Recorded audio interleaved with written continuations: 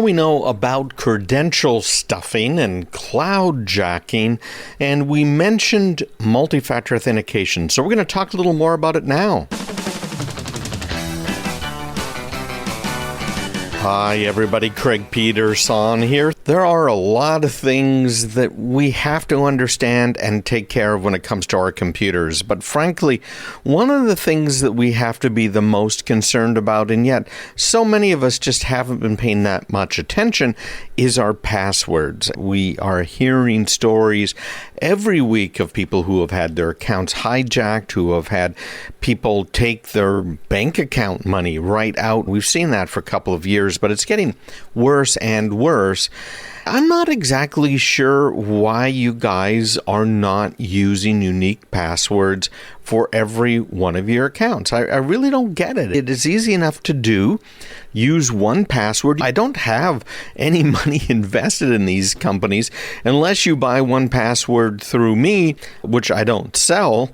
I'm not going to make a dime off of it. Use one password or LastPass. Same thing there. I know the CEO of LastPass, had him on the show before. I don't make a dime off of it. So use them. It's just so easy to do. But two-factor authentication, that's a little bit of a different thing we want to get into here in just a minute, and how you can use that, how to tie it in. As I mentioned, I do go into it quite a bit of detail in my course. So if you are interested in that, the Improving Windows Security course, we talk a lot about it. Our friends over at Google have decided they're going to help us out. And here's what they're doing. Number one, they are tying into haveibeenpwned.com, which you can go to yourself. You can get an alert from them if your account shows up in any of these password dumps that are out there on the internet. Very handy. So Google is going to have I been pwned on your behalf. And if they notice that your account has shown up on the dark web, they're going to tell you. And they're going to recommend that you change your password. So the easy thing to do right now is go to Google, if you're using Chrome, that is, and check your security preferences. And once you're in your security preferences, it'll tell you about the accounts that it knows about that you have that have been hacked.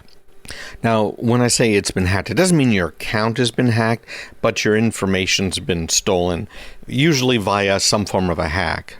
If you're using 1Password, it has something called Watchtower, which does the same thing. I've got about 2,500 user accounts in my 1Password vault. There's actually multiple vaults. It's across all of those vaults. So we have some for the business, personal. We have some other stuff that we use for our business clients because we have to maintain the highest levels of security for ourselves because we have clients that have to have that level of security as well.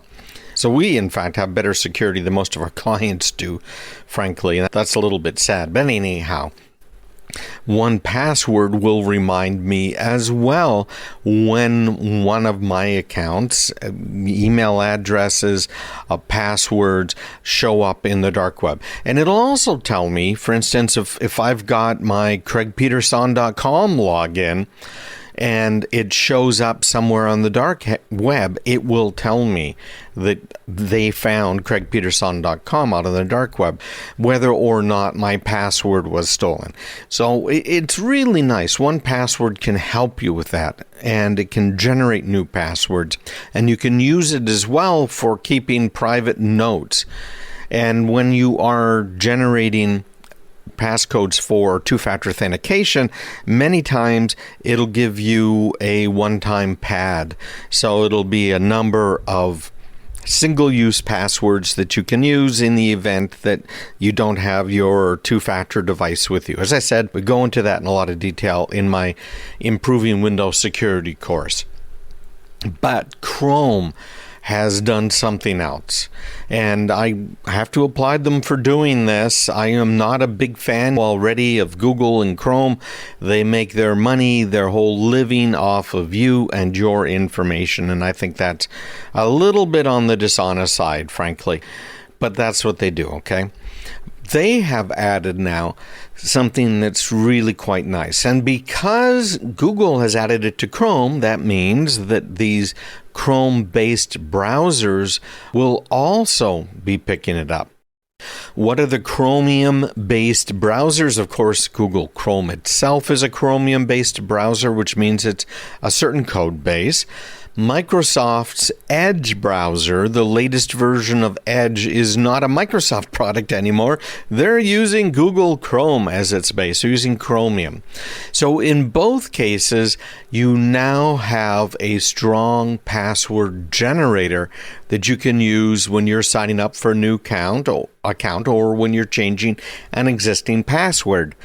Again, if you've heard me talk about this before, that I'm not fond of having a web browser remember your passwords, because who knows? It's not designed for security. Google Chrome usually does a pretty good job. That's why it's such a popular web browser. But I much prefer an application that's specifically designed for security. And they know what they're doing. And that's why I recommend the whole 1Password thing.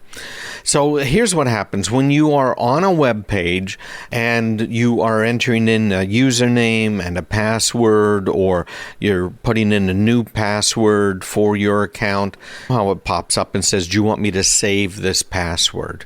Now it is giving you another option here. So rather than having to think up a password that's really unique, that's a difficult one to guess, that is not used anywhere else on the internet, you can now have the generator do it for you and generate you a very good password.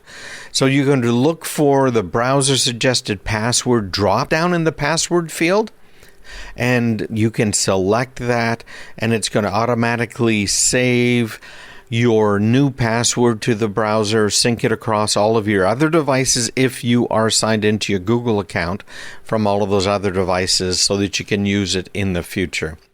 There's another feature called Password Monitor, and it's being added to Edge. It's already there in Chrome, and it is a password monitor. Again, most of these guys are using Have I Been Pwned? With nothing wrong with that. Although Have I Been Pwned isn't being paid by these guys for doing it. But checking your passwords can be difficult. But Have I Been Pwned has a free sign-up that you can use that will let you know if your username has shown up on any of these hacks out there. And frankly, that's all of these other people are using. They've got some very good encryption, by the way, for keeping track of your passwords in Epic. They're using homomorphic encryption is what it's called. It's pretty new, but it allows computing on encrypted data without decrypting the data first. So that's really cool. It has this hash function that only the server knows. They're doing a lot of neat stuff here. And Google Chrome team unveiled their own version of this as well. And they've got a fuller featured password manager now built into the browser. So keep an eye out for those on your Chromium-based browsers, and have a look at Have I Been Pwned, pwned.com online. If you want some more help on passwords, just drop me an email, me@craigpeterson.com, or sign up for my Improving Windows Security course. You can keep up to date with all of the latest news, courses, little trainings, webinars by going to craigpeterson.com and signing up right there.